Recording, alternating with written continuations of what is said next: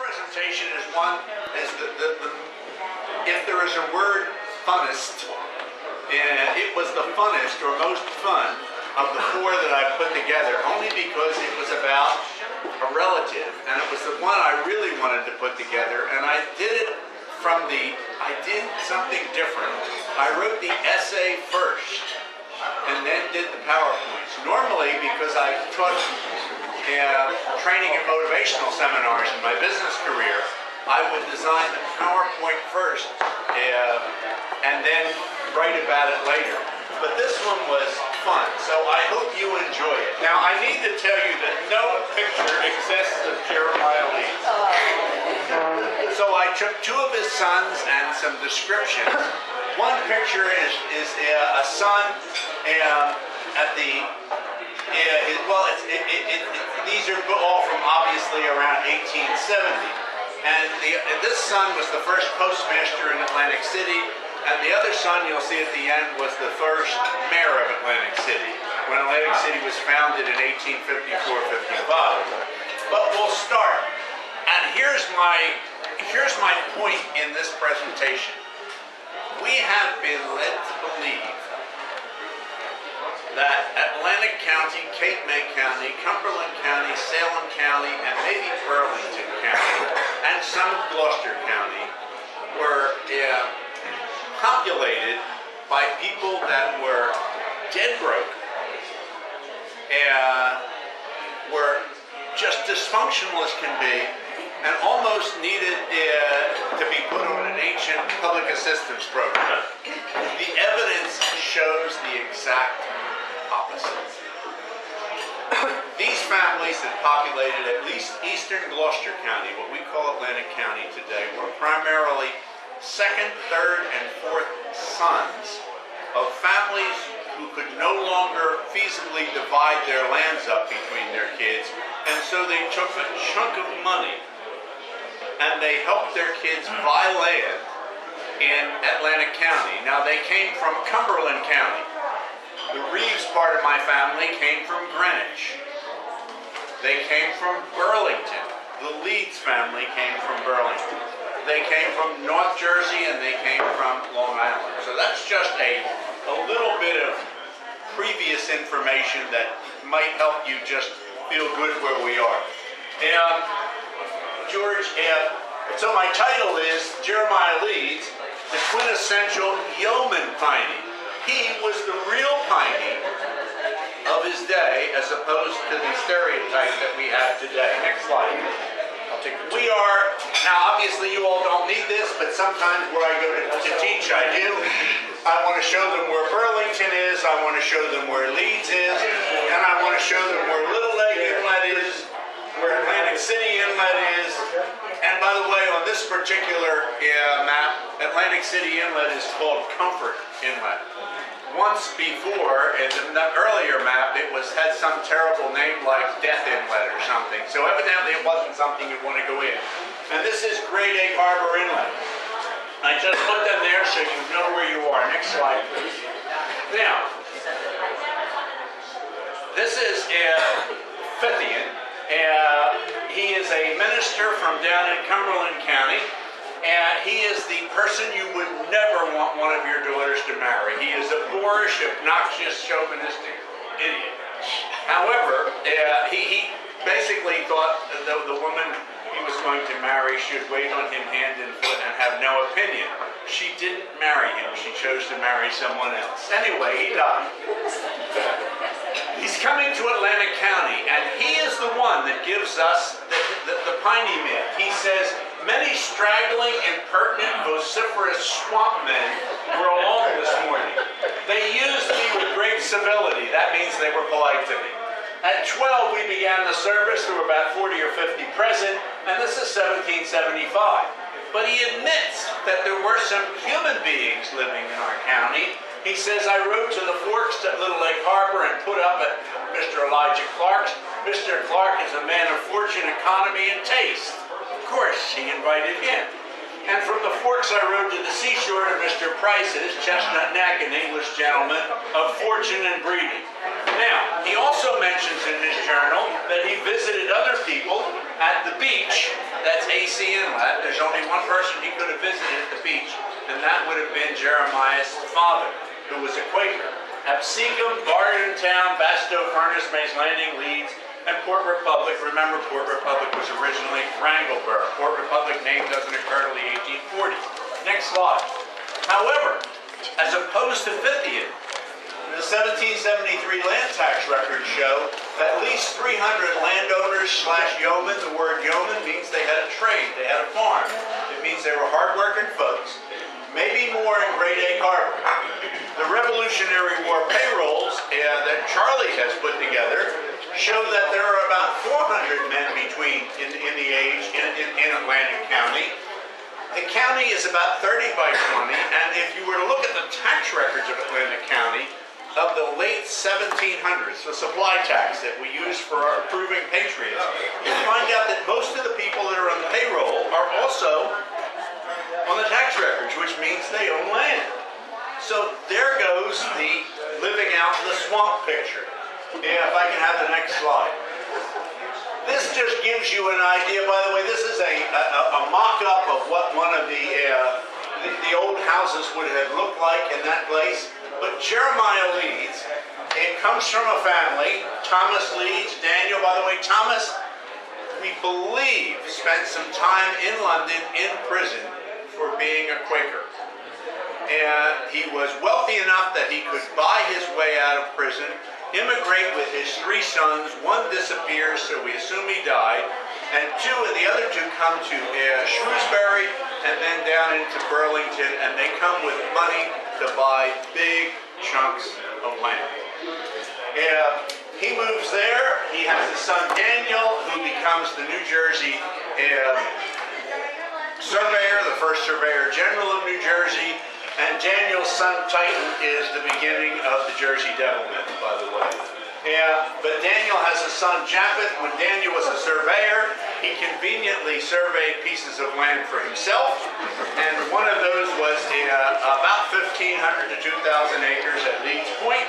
And so Japheth, his son, comes down and lives there. Japheth has John, and John and his wife are the source of the later half of the Jersey Devil myth. There's actually 2 Jersey Devil myths that have nothing to do with each other, and they all blend together in the early 1900s into the one we have now.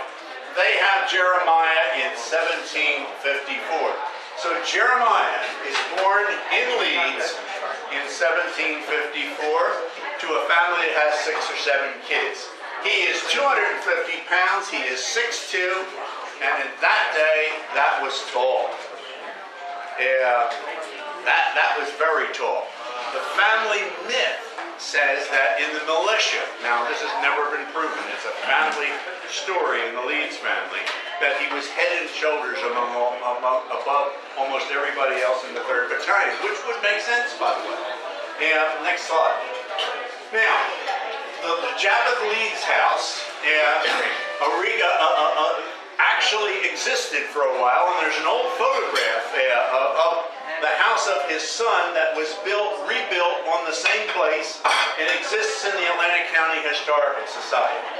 Now, what did they do? What did the family do? What were they raised doing? They raised rye and corn for family needs. They had a fishing and shellfishing business for family needs, but they were also in the timber business for export. They exported to New York City, and they exported to the Caribbean. They raised cattle for export. That was their business. That's why they liked marshlands and barrier islands. Remember, barrier islands before 1854 are simply cattle pastures, which we'll show. And they raised, on the marshes, they raised salt hay, which you could feed to cows and horses, and you could also stuff mattresses in very poor areas with it. Huh? You don't eat salt hay. No? No. Well, what do they do with it then? Put in mattresses. Okay, well, that's where it is. No wonder, I bet you they had all sorts of critters on it. Jeremiah and his brother Vincent were partners by the age of 20 years old. That may seem strange, but by then 20, you were ready to get married and have your own business. So you weren't waiting till 25. They were running the family business, and they had moved over primarily to cattle. That's where they're heading. Okay, next slide. Now, in the American Revolution, what do we do? I have three symbols up there. I have the Sons of the American Revolution. Now, I have the Daughters of the American Revolution in the center. We gave the ladies first preference here, by the way, Rose and Mary, in honor of our friendship with you. And this is the emblem of the Sons of the Revolution, another organization that we're very friendly with. They start out as Quaker pacifists. A Quaker pacifist simply believes war is wrong, and it's wrong to serve in war, period. And if you were a son of a Quaker pacifist and you fought, you were excommunicated. You were taken and voted out of the fellowship, which both the Leeds boys were. How do they become non-Quakers? What is their great spiritual conversion issue? Well, it's actually 2 steers worth $8 then, about $3,500 in last year's steer prices.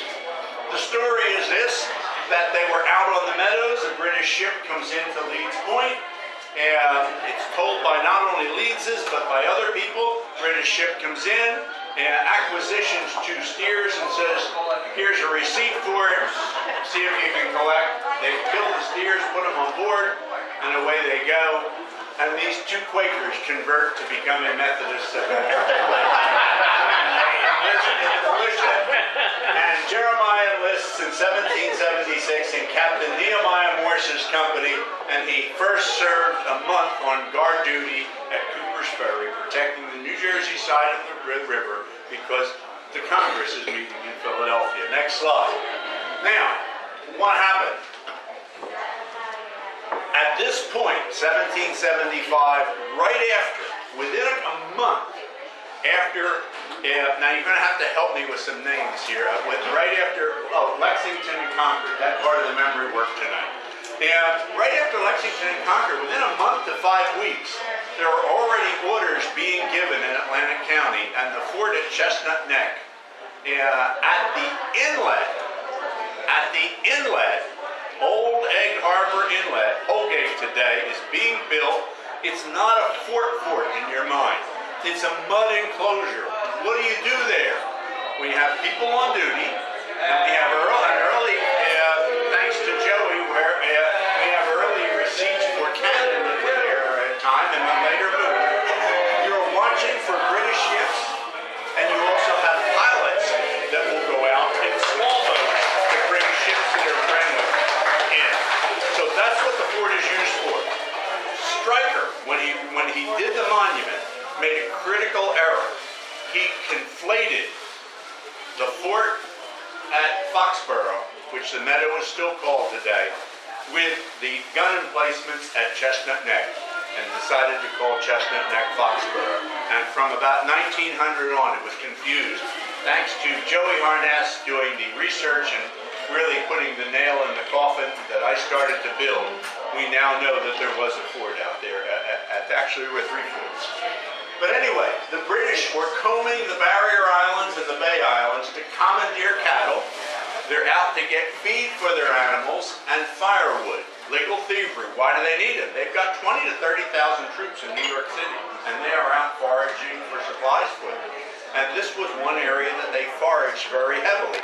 Now, I don't know a lot about Ocean County, but I would suspect that Ocean County barrier islands had the same problem. Okay.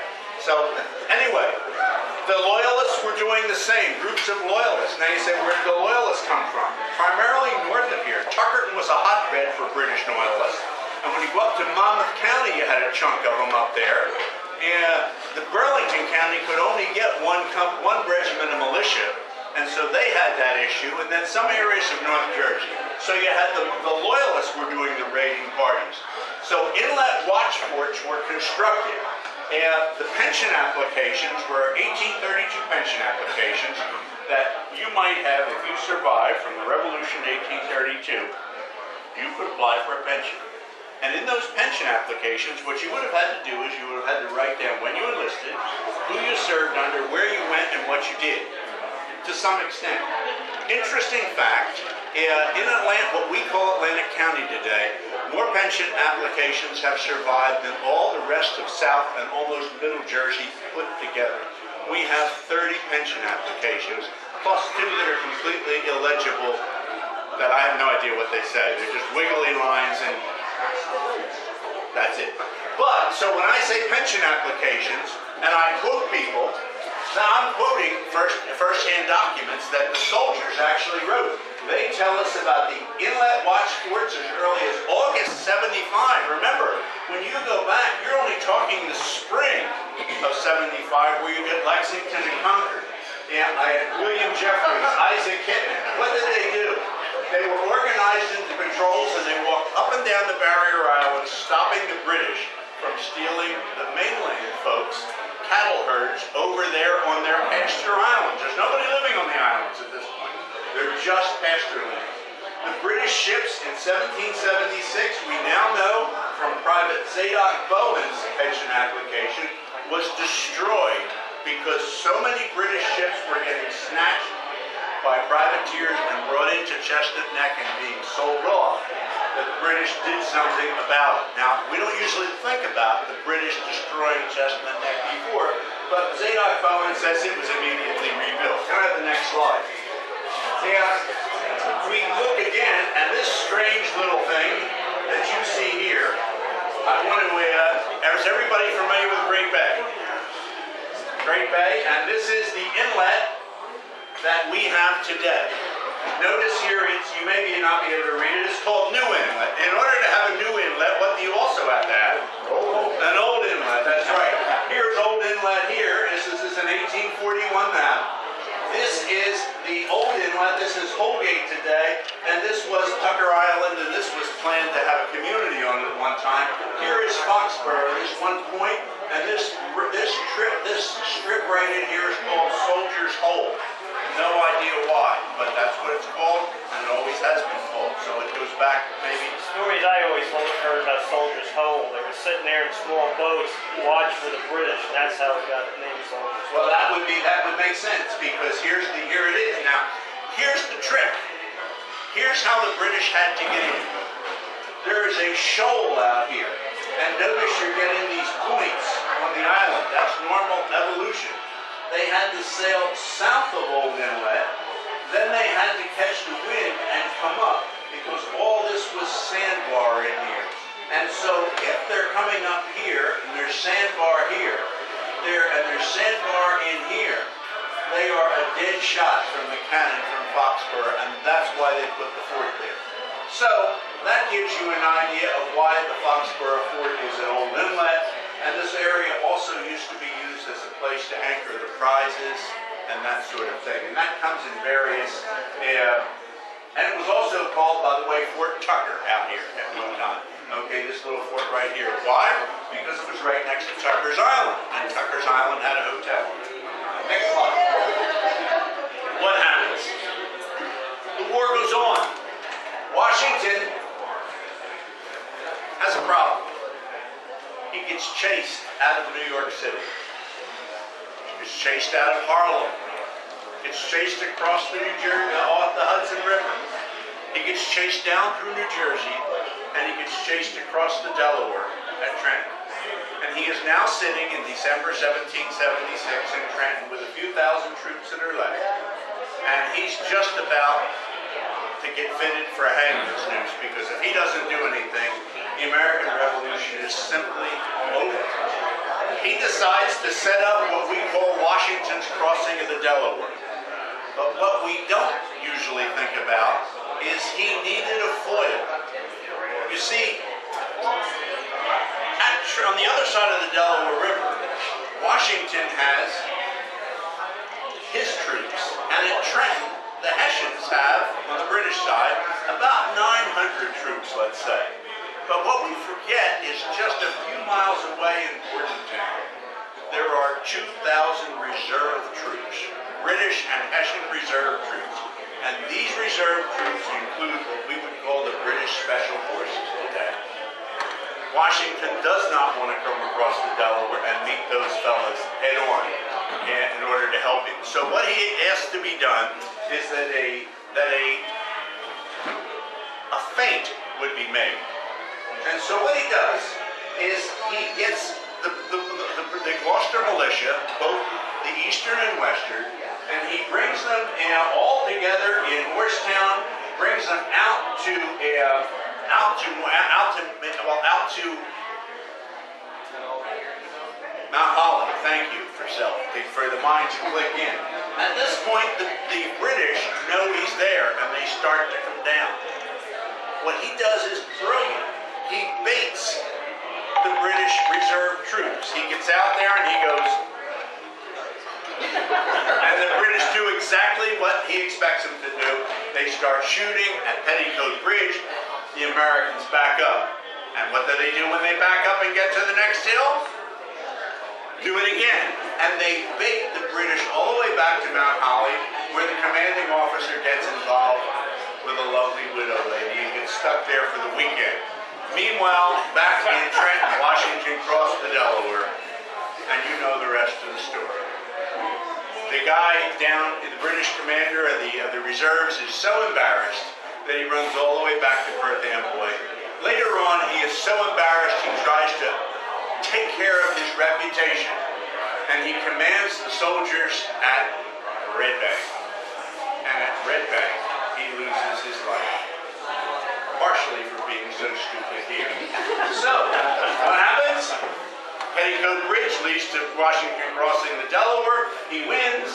What happens a week later? He crosses the Delaware again. He not only goes to Trenton, does a left-handed, right-hand end run around, and heads to Princeton through the swamps, takes Princeton, and heads up into the mountains and holds up there. And the war is actually credited to be saved by Washington's crossing the Delaware and throwing the British off balance. Who did that? Well, Washington did. But who set up Washington's fame that allowed him to go in there like Grant took Richmond? The Gloucester militia, who set up this whole thing here. Earl's fifth great-grandfather was wounded at Petticoat Bridge. Next, well, at this particular point, and I'm going to move quickly, the militia that Jeremiah Leeds is part of basically becomes a guard duty militia for almost a year, serving at Cooper's Ferry, serving at Perth Amboy, stopping British foraging parties from coming across. But what's brewing is 1777, October. How many of you have flown out of Philadelphia Airport? You have flown out of the Mud Fort, Mifflin. That's what it was before they filled it in. And at this particular point, the British are now wanting to take Philadelphia. They come up the Delaware. And on this particular, we have all the militia over here. We have the British over here. They come up from ahead of Elk, and then they come back down to try to win. Finally, there's two battles. The first one, the Hessians are whipped at Red Bank. That's where our buddy loses his life from Trenton. And now the British come back through Haddonfield, and they destroy this whole thing. But who's there? Well, the militia, the Gloucester County militia, Jeremiah and his buddies, don't get there in time for the Battle of Red Bank. They come up the next day, and they're involved in the mop-up. They are involved in what almost turned out to be a fiasco one way or the other. Who came across after the loss at Red Bank was General Lafayette, whom the chapter is named after, the DAR chapter. And this guy, this young 21-year-old Major General, takes several hundred troops, and he starts going after the British stragglers, and he drives the stragglers clear on in at Red Bank into the main force. And had General Greene not come in and said, "Whoa, son, back up," he was ready to head into Cornwallis's camp and try to grab him almost. Would it have worked? Probably not. He probably would be a dead Marquis de Lafayette. But a couple of our guys got killed in that battle that were in there. And the one Pinson application says that the man was shot, that the bullet went through his left nipple and out his back, and the British just stripped him of all his possessions, all his clothes, and just threw him in a ditch, and they found him there the next day. So war wasn't nice in those days. Next slide. Now, what do we have here? We have naval attacks, and a memorial from Elijah Carr, Richard Westcott, and John Cox, and that the enemy's ships of war had entered Little Lake Harbor. You mean back in 1777? 1876. Oh, no, no, no, no. 1777. And they had seized 2 brigs lying at Fox Barrows, however you like it. And this tells us what's going on. This was a report that went to the government. So there's action going on at Foxborough all along. The ships that are captured are taken back to Chestnut Neck, sold off. The goods are shipped up to Philadelphia, and the ships are sold to people to make privateers. You, sir, could have bought a used ship, gotten a license from Congress, become a legal pirate, and made a big chunk of money. Letter of marque would be fun. Yes, that would be wonderful. By the way, not too many really Anne Simons exist anymore. Next slide. So what goes on? And real quickly, the Battle of Red Bank. And these guys are serving guard duty again once that battle is over. And the boys, by the way, Jeremiah included, are excommunicated here. And September through October, they're at Chestnut Neck, and you know what happened up there with that attack where the ships were burned, the village was burned, and the British went off, and then they built and started grabbing ships again. And finally, there's a payroll that survived in the archives. The Jersey Archives. Yeah, that really tell us who was in this battalion, and they tell us with pretty good detail. Now, that's kind of the story of Jeremiah, the beginning part of his life. He's a young man. Next slide, if I can. Where does he go to live? Well, here's his place. This is Absecon Inlet. And in 1839, 1841, this is Jeremiah's widow's house. This is the end of Atlantic Avenue. This is Clam Creek, you know where the Borgata is and all that today. And out here are some salt works and some other things. This is part of Brigantine over here. This is what it looked like. But here's what was happening to the Leeds family. In the winter, they were living on the mainland at Leeds Point. Some of them at Leeds Point, some of them, by the way, where the Margate Bridge comes into Northfield. That was called Leedsfield eventually, originally. But in the summer, where do they go? They take all their cattle, swim them across the bay, and they let them forage on the island. Now, after the war, Jeremiah's son Chalky says that by 1785, he was buying beach land and raising cattle on the island. We don't know that that's true, because the first deed we really have is a little after 1800. So if he did, we don't know how he owned it. Maybe he owned it in partnership with someone, we don't know. And Hall, who did a lot of research, says that Jeremiah first built a cabin in 1793 on the island, and then a larger house in 1815. That makes sense? This is in a book, but it's not footnoted, it's not sourced, so we don't know whether that's true. And we think in these kind of presentations, you need to know what we can prove and what we can't. Next slide. Now, here in the 1860s, a little bit after this time, but this is what Chelsea Avenue in Atlantic City looked like, if you would think about Atlantic City. So that gives you an idea. And I want you to look at the trees in the background. I want you to look at the flatness. This is probably somewhere back near the bay, looking down beach.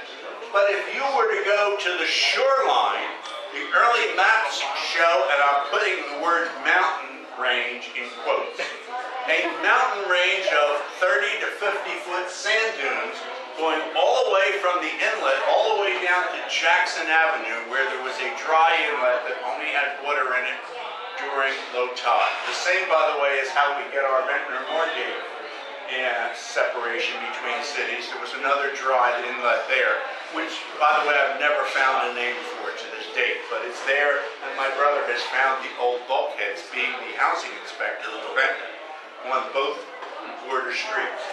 Also, this gives you an idea of some of, this, believe it or not, up here is a person. It's a little fuzzy, but I want you to look at the size of that. If that's a person, that's a sand dune that they say were 50 feet tall. Now, I've had people say to me there were no sand dunes on the island. Well, then somebody must have had an early version of Photoshop back in the 1860s and created them, because the early photographs are full of it. Can I have the next slide? Now, Jeremiah Leeds, when he was really wanting to be risque and it was the weekend and he wanted to get out there in his hot rod, you know, his souped up old Chevy and fire up back and down the early 1800 roads, what towns did he go through?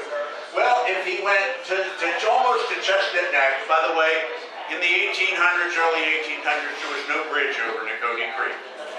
And he would start out at Johnsontown, just before Nicody Creek, and then he'd come to Higbyville, which is still, we have Don Higby's not with us tonight, and then he'd come into the area of Smithville, Leeds, and Leeds Point.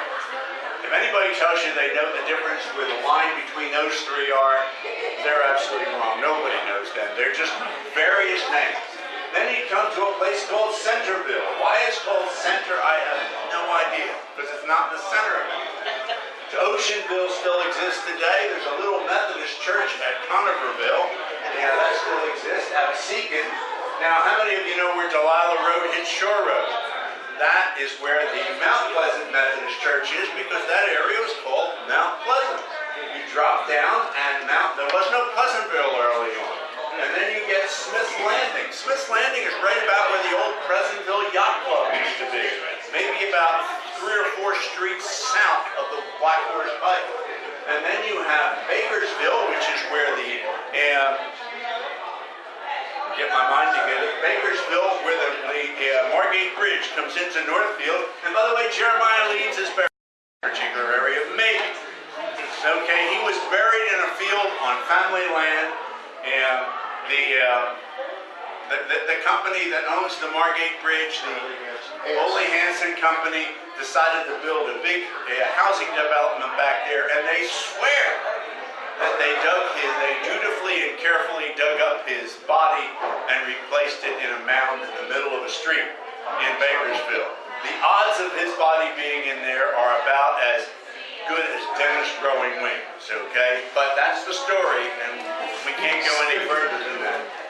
Leedsville is Linwood of today, and then of course Summers Point. And that kind of gives you an idea of what the county looked like. If I can have the next slide. What happens? Jeremiah has accumulated 1,258 acres by 1838 on Absecon Island. He owns all of Atlantic City other than 131 acres up near the inlet. Everything he has now traded and partnered and bought.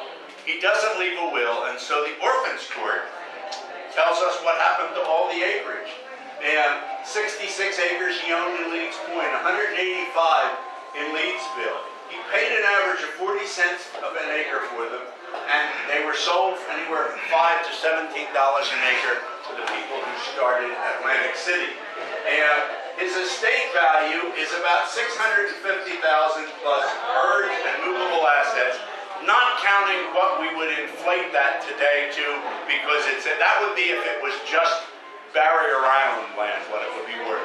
What it would be worth as a developed city is just ridiculous to think about. So that's kind of where Jeremiah ends up when he dies at 1838. He dies of lip cancer, and his wife said he worries about it for years because he struggled with it for years. Evidently a piece of his lip just rotted away. Why he didn't leave a will, no one knows.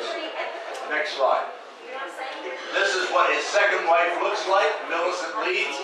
This is a picture that came from New Hampshire, I believe it is, or Massachusetts. The family owns it, part of the Leeds family, and they have no interest in having it restored. It's an heirloom to them. And I am not a Photoshop expert, and so I have no idea where to start to get rid of that. But I have a relatively decent digital image. Now, if we look at her face, and we subtract it from her 2 sons, the older sons, it seems that the Leeds boys, for the most part, took after their father.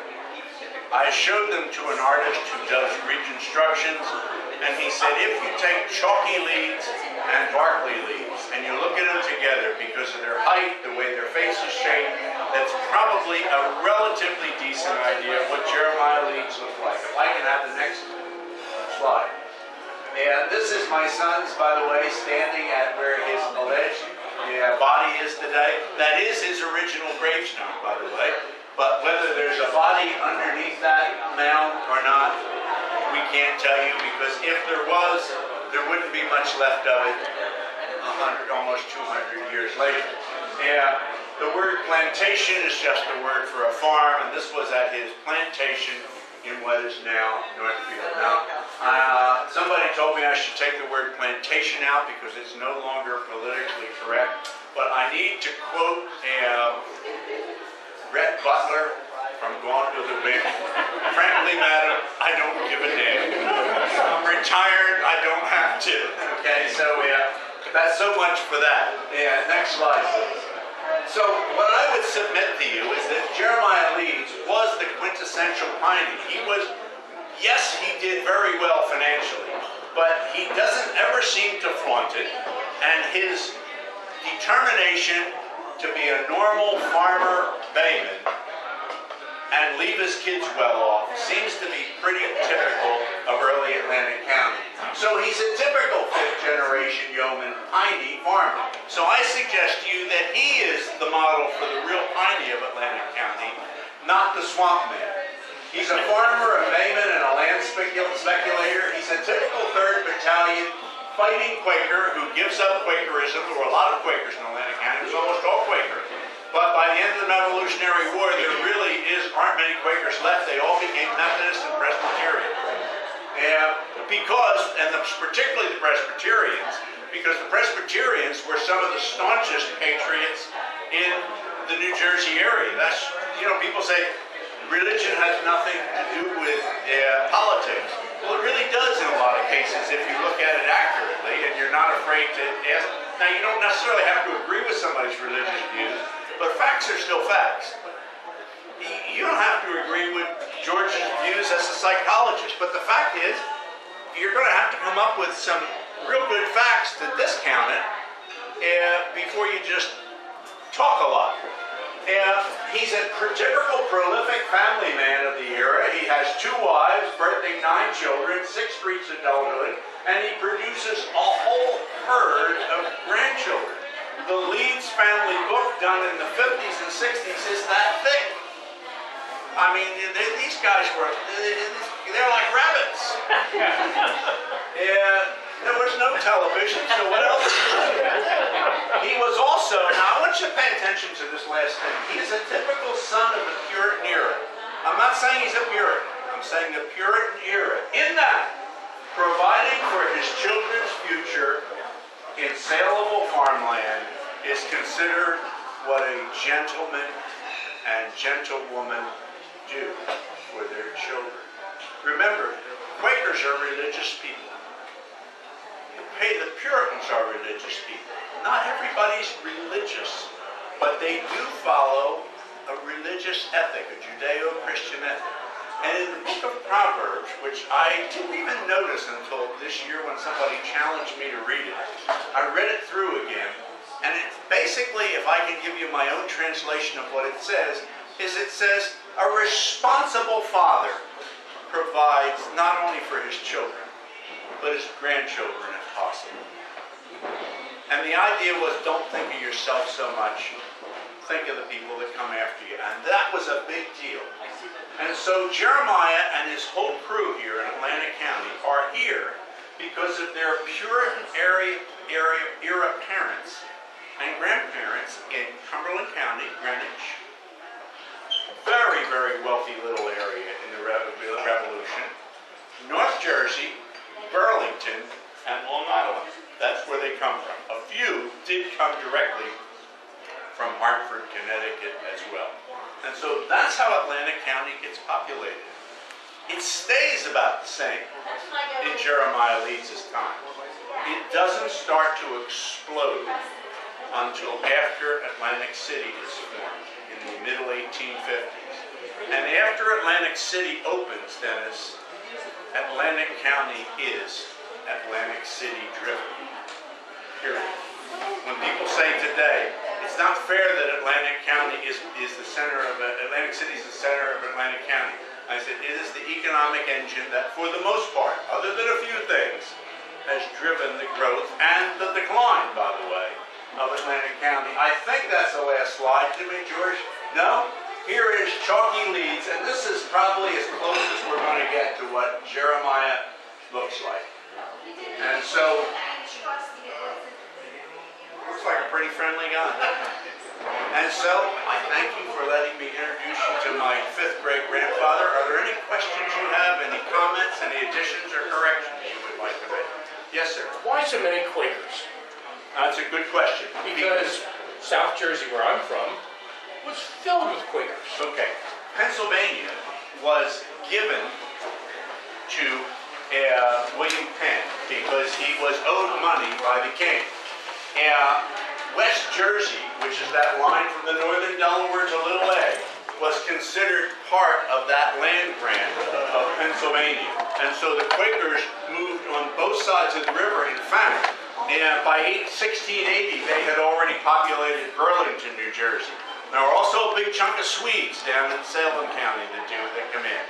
But for the most part, it is a Quaker area. And the Presbyterians come in as Johnny-come-latelys. The Methodist, John Wesley, doesn't even have any effect till the Revolution and thereafter with his Methodism.